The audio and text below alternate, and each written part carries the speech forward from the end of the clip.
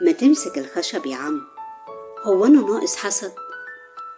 ليه ما نقولش امسك الحديد أو القطن أو أي حاجة تانية؟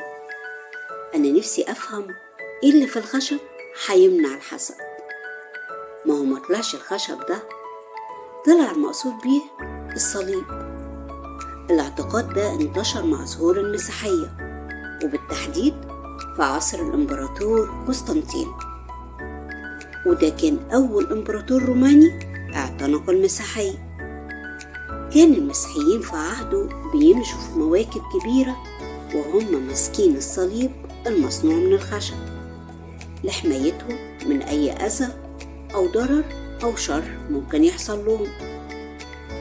وفي أوروبا كان عندهم اعتقاد إن الأرواح الشريرة بتسكن في جذوع الأشجار، فاللي كان عنده أمنية نفسه إنها تتحقق كان بيخبط على جذوع الأشجار علشان يمنع الأرواح الشريرة إنها تسمع الأمنية بتاعته فيقدر يحققها.